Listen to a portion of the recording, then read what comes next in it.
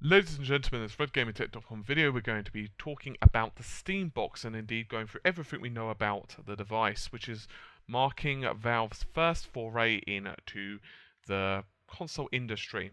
Valve, of course, are responsible for, well, Half-Life, which is one of the absolute biggest names in PC gaming, as well as Steam, another absolutely massive name in PC gaming, which is a platform which allows, of course, you to download games and DLC, as well as chat with friends and various other bits and pieces. Indeed, it even gives you achievements and so on.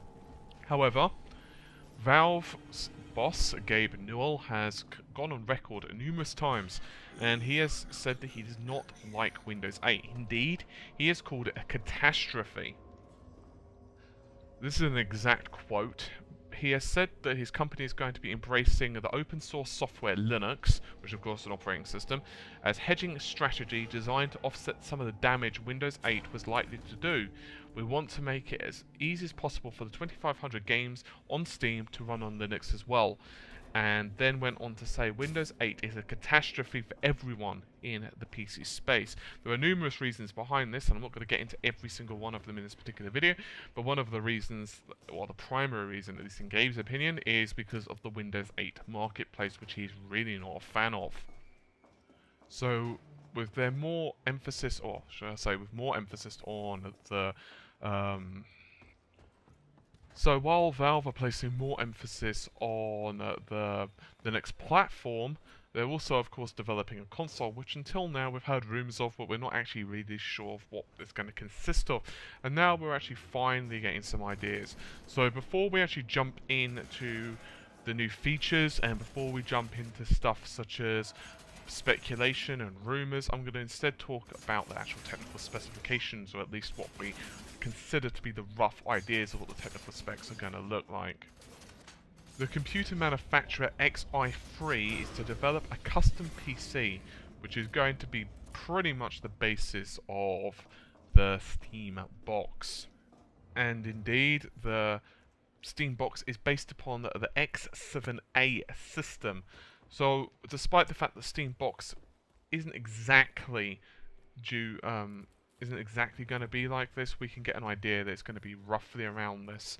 Anyway, the X7A boasts between 4 and 8 gigabytes of DDR3 RAM, a quad-core 64-bit 32nm processor running 3.2 gigahertz. That's got 4 megabytes of level 2 cache, and finally an integrated graphics card containing up to 384 programmable cores.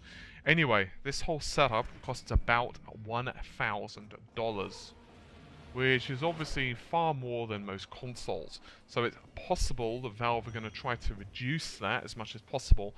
The entry-level X5A, from of course the same company, which also uses Linux, costs only $500, and you're like, what, how are you only there? Meanwhile, from Microsoft, Phil Harrison has issued Valve a warning on the dangers of entering into the console marketplace. Phil Harrison, who also is serving to be Microsoft Studios executive, is an ex-Sony PlayStation development boss, so he knows his way around the console industry, and he is quoted to say, entering the hardware business is a really tough business. You have to have a great fortitude to be in the hardware business, and you have to have deep pockets and a very strong balance sheet. It's not possible for every new hardware entrant to go to scale. They can be successful on small scale, but it's very rare for new hardware entrant to get to scale. And I mean tens or hundreds of millions of units. There are a very small number of companies that can make that happen. And it's not just having a great brand or having great software experience, it's about having a supply chain and a distribution model and a manufacturing capacity, all the other things that go with it. It's a non-trivial problem to solve, and it can take thousands of people to make it a reality. He also continued on and said, I admire Valve as a company and what they've achieved with Steam, and well, I think that kind of sums up really. Valve, of course, do have very deep pockets. That's one thing for certain. They do have the expertise, both already in-house and with their recently invested upon XI3. Now, of course, Valve do have a lot of experience when it comes to software, but when it comes to actual distribution of PC hardware, or shall I say console hardware, that's completely different. Despite all of this, it's a good chance that the system will be fairly popular, at least with a certain demographic of gamers. But just how popular, well, who the heck knows. However, that isn't to say that that's the end of it. The Verge has had an interview with Mr. Newell, and he's explained that he likes the idea of hardware capable of streaming to multiple displays through local networks, and has gone on record and quoted, "The Steam box will also be a server any PC can serve to multiple monitors, so over time the next generation, post-Kepler," which is an NVIDIA based graphics card, by the way, just in case you guys aren't aware. It's, well, more shall I say, the chipset of the NVIDIA based graphics card. Anyway, getting back to the quote, you can have one GPU that's serving up to 8 simultaneous game calls. So you can have one PC and 8 televisions and 8 controllers, and everyone getting great performance out of it. While used to having one monitor or 2 monitors, now we're saying let's expand on that a little bit. He went on to say, "We'll come out with our own and we'll sell it to consumers by ourselves. That'll be a Linux box, and if you wish to install Windows, you can. We're not going to make it hard. This is not some locked box by any stretch of the imagination." As a little aside, despite the fact that Newell has claimed that it's going to be Linux based, a Valve engineer, Ben Krasnov, has told Engadget that it might not be, and has said that Valve has no plans to announce exactly what the company is doing until after 2013. So what about the controls for this thing? Well, Newell is definitely not a fan of motion controls, and has actually said motion just seems to be a way of thinking of your body as a set of communication channels. Your hands, your wrist muscles, and your fingers are actually your highest bandwidth. So let's try and talk to a game with your arms essentially saying, oh, we're going to stop using Ethernet and go back to a 300 baud dial-up modem. He said that Valve is looking more seriously at creating a device that uses biometric data and gaze tracking. So what about the whole, can you actually sell it to people? You know, will people actually buy this thing?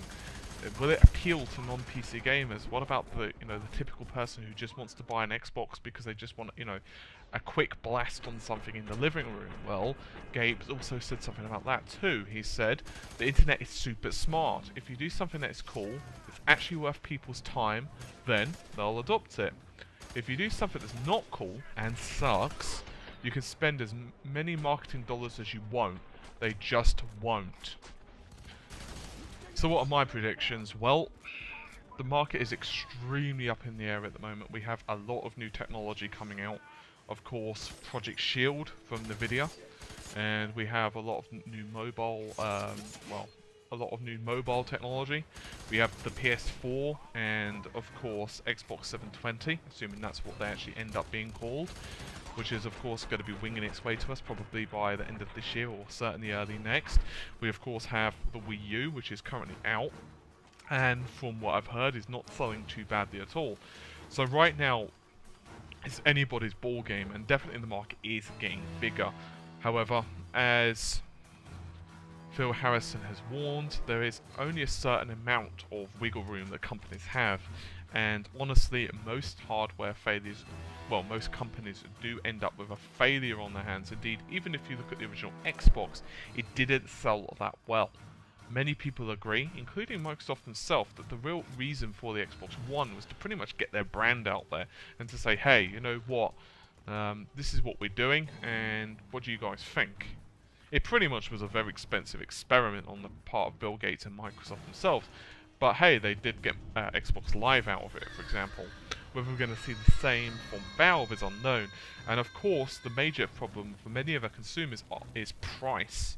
Obviously, if, for example, it's $500, I'm just using this as an example, and let's say the Xbox 720 is $350, for most people it's not very difficult to understand. Plus, don't forget, let's say, for example, myself, I am typically a PC gamer.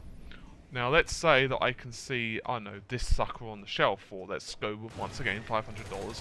It could be, you know, $300, it could be $400, it could be $500, it could be less or more, who knows, but let's go with that. The thing is, for the most part, unless the experience is considerably better for cheaper, I'm typically going to go for the PC. Simply because, well, you can upgrade it and you've got so many more options. All of these are something to consider. So, I've no doubt, however, that Gabe is not an idiot.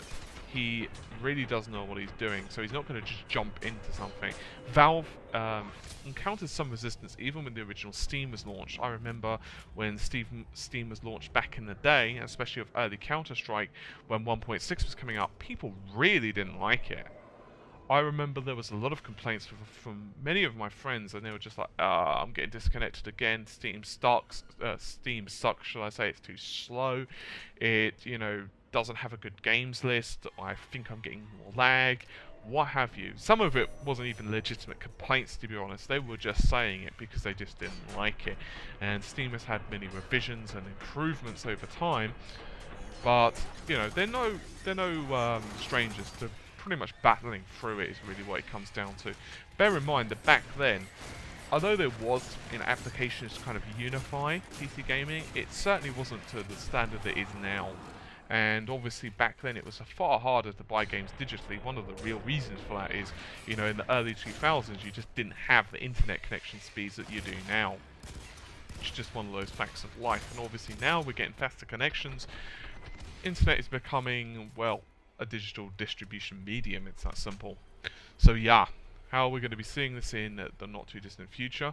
Well, it's obvious the console's not going to be released this year. It's probably going to be next, if well, I'd say within the next year or so, at a pure push. So who the heck knows, it's very early to tell, and obviously they've not even really given the specifications yet. Anyway, I think that's about it for idle speculation, so what are your thoughts? What would it take for you to buy the damn thing? Would you be happy if it was a Windows box, or would you prefer to go the more open source Linux route, or don't you really care as long as you play the damn games? I am very interested to know what they're going to be doing with this whole biometric data thing, and if they actually really push it. To be honest, I've gone on record a few times and I've said that I don't really like motion controls. There are numerous reasons behind this. I just don't really feel that add anything to a game.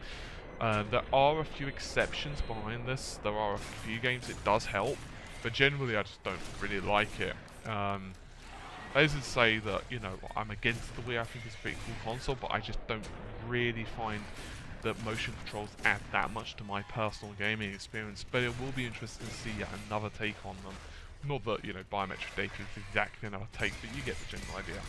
Anyway, I'm going to call this video, so hopefully you've enjoyed it, and I will see you around soon. Bye for now, take care of yourselves.